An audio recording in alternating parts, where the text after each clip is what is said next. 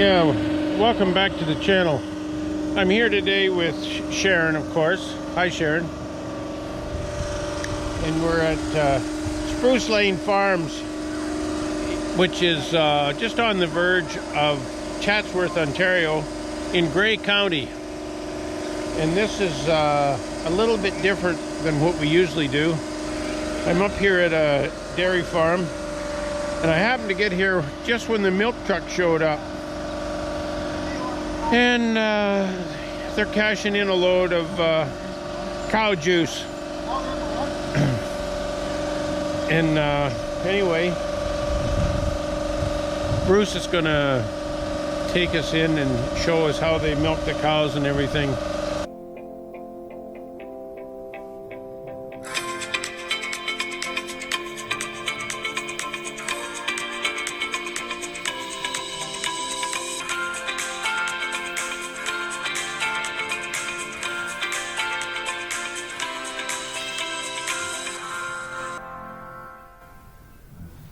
So I better introduce you, Bruce. This is Bruce Saunders. And tell us about the farm, Bruce. Okay, well, it's been a dairy farm. Father started probably farming dairy probably about 1960 when we actually moved to the farm across the road. And then in 66, he bought this farm. We initially had the dairy herd in the barn across the road. And in 96, we had a tornado go through, which wiped out all the infrastructure on this particular spot. Rather than consider it as a loss, the family decided it was an opportunity. And so we built the dairy barn that you see here apart from the second half, which we built in 07. Oh, yeah. So in 96, we put up this structure here. We're actually milking each day about 185 cows, which means we have about 210 cows in total on this property. You will notice that there are no feed structures on this property, apart from a pellet bin, and that's because that's where we were milking, and that's where all the feed was stored. So every day, there are 3 trips across the road from over there to here delivering feed to these cows. With a TMR.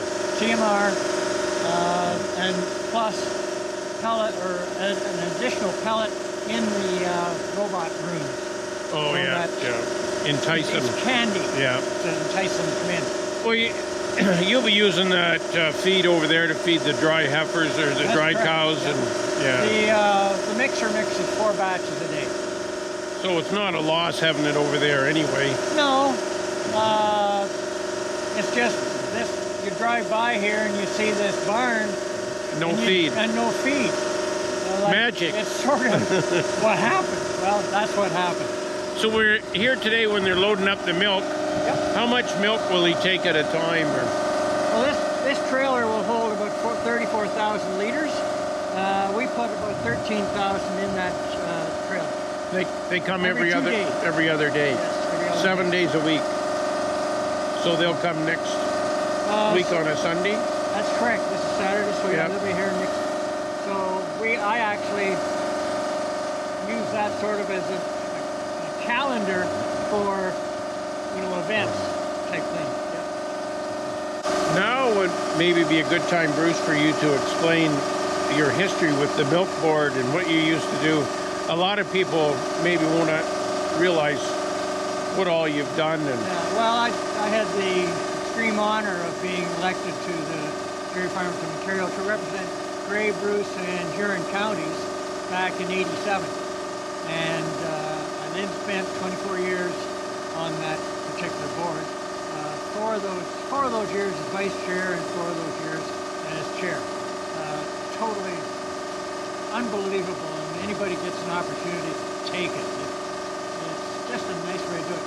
And the thing that really made it so nice is that I never had a producer phone me and berate me as to what I was doing, what the board was doing, because they knew we were, and I hope they trust me to know that it was for the betterment of the industry. Even though there was sometimes some pain involved, it was for the betterment of the industry.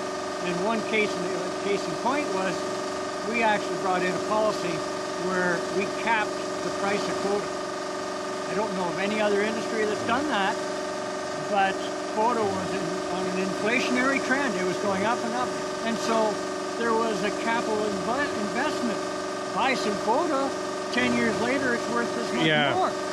That was totally the wrong reason to have quota, and so we capped it. And I think we've made a number of good policies, but that was probably one of the best policies that we made. That wouldn't be real popular with some people. Ooh, no.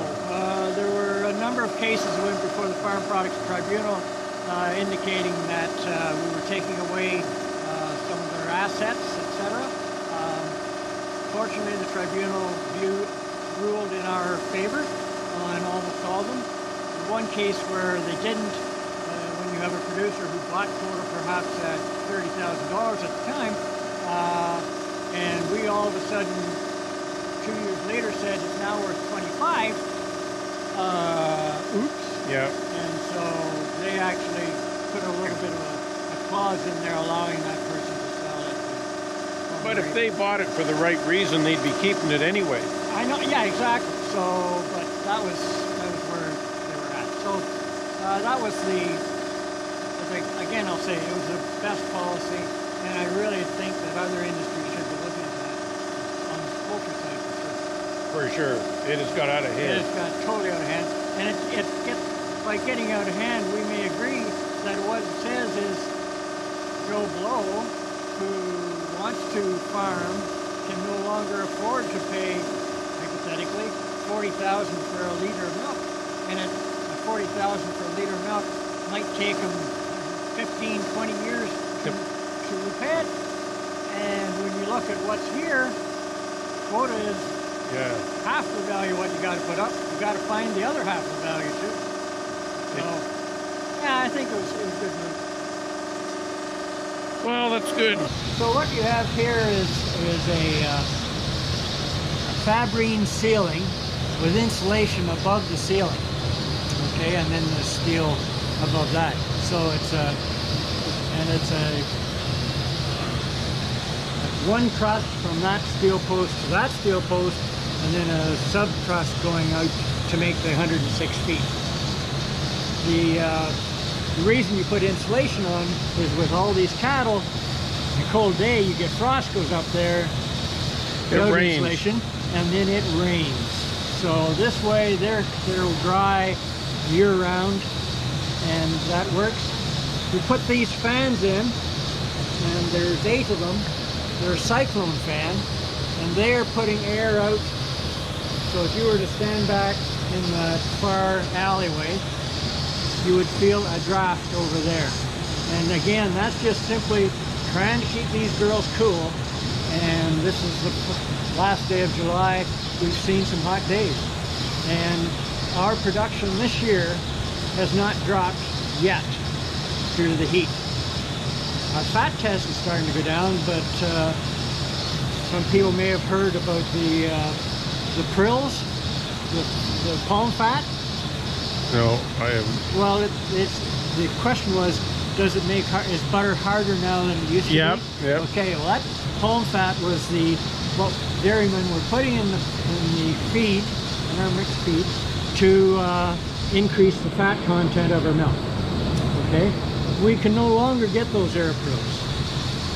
They are in the countryside, but each dealer is only allotted two skids, and we would take a skid a month. So that what's happened then is our fat has actually dropped from about 4.05 to 3.95. So we've dropped a full point on our fat test since that was taken out. So you feed once a day? We feed once a day, and later on as we walk down the barn you'll see our mechanized feed pusher. Oh, yeah. So do they push continuously or on a time basis? We are using one on an hourly basis. You can set it for 2 hours if you want, 3 hours. I think there should really be a blackout period where if you fed this morning at 10, it doesn't even try to push up any feed till noon 2 or or 3. yeah.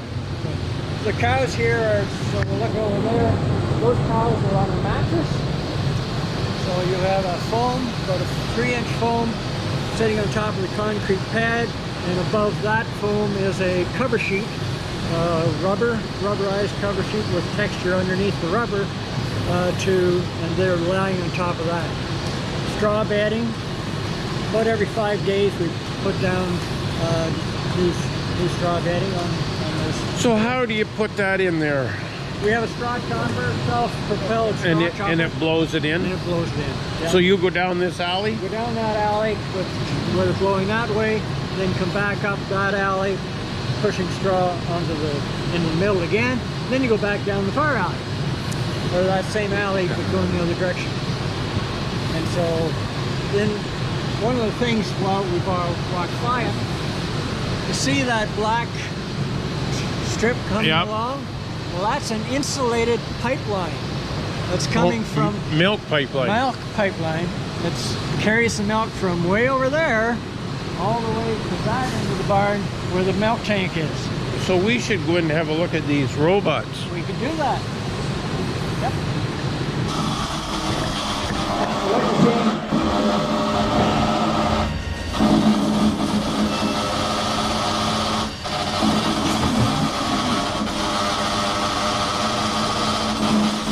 So you used to clean them by hand? Used to clean robots, or in the parlor we would have a damp cloth, we would dip the teacup, then use the cloth to clean them off like that, and then attach so that brush swings out. Now, you see that sort of eye in there.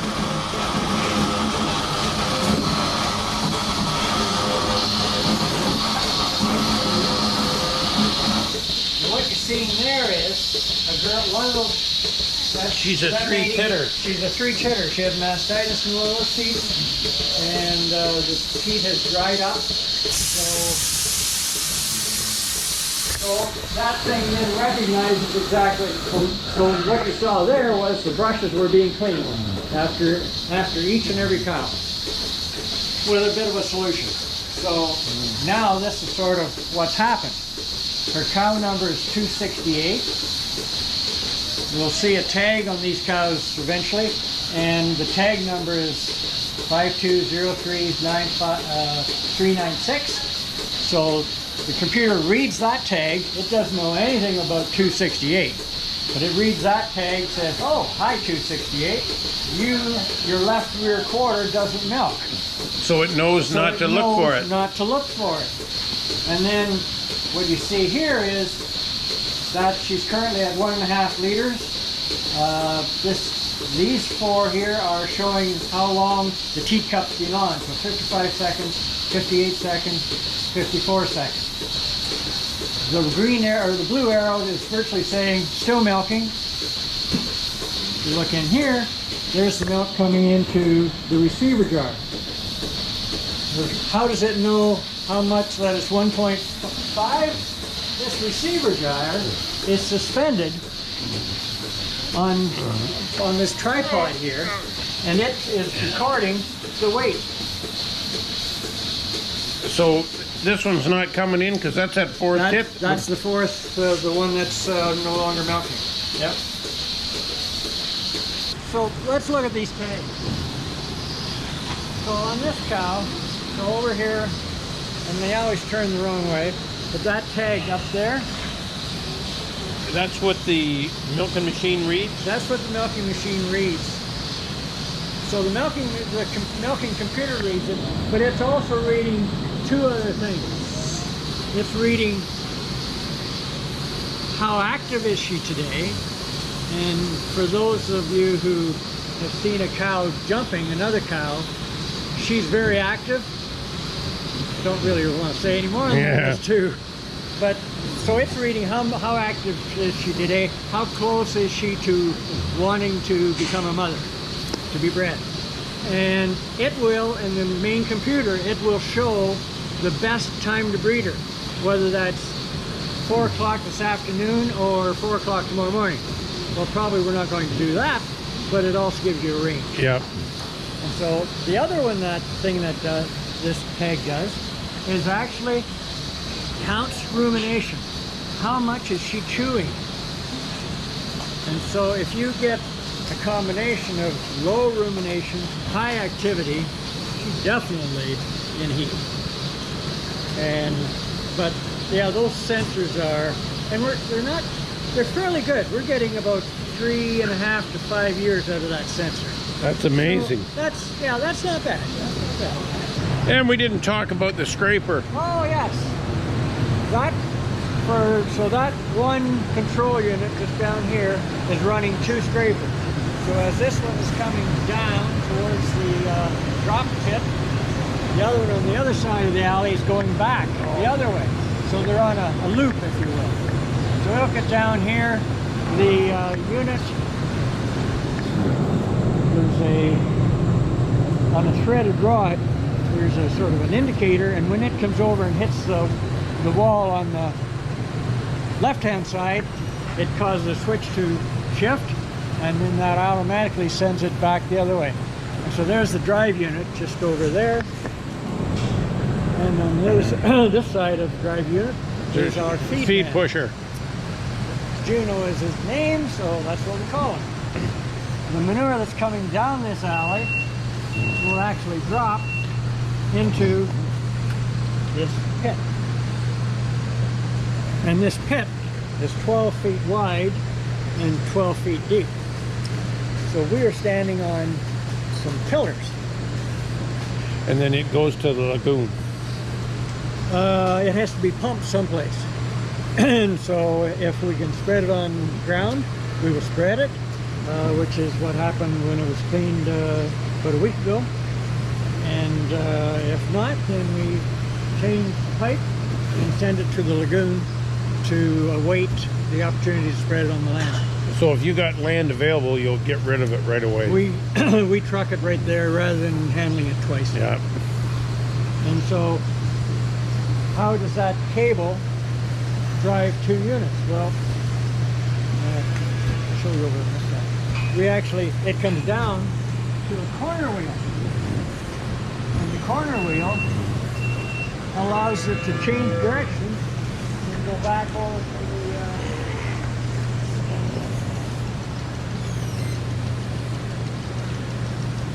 it's coming down there. Goes around the corner wheel and goes over to the control unit where it wraps on that drum. It's a pretty slick, easy system. We're using a stainless steel cable. Galvanized doesn't last maybe 2 months.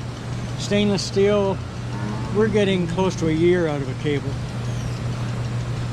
And for the cable for this unit, probably is about $750. It works.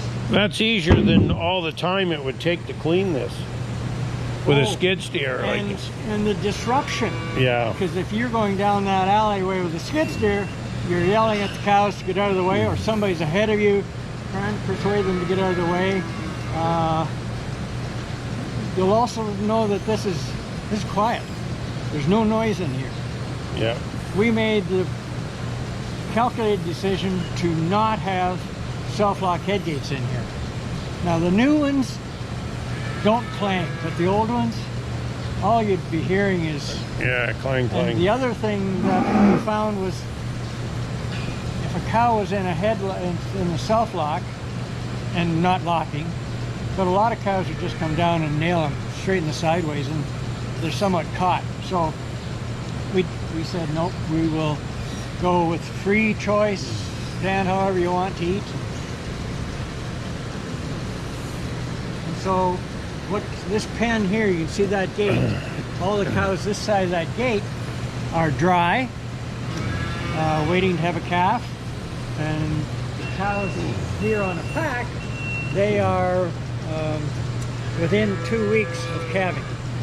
And so let them calve on a pack, right at the moment.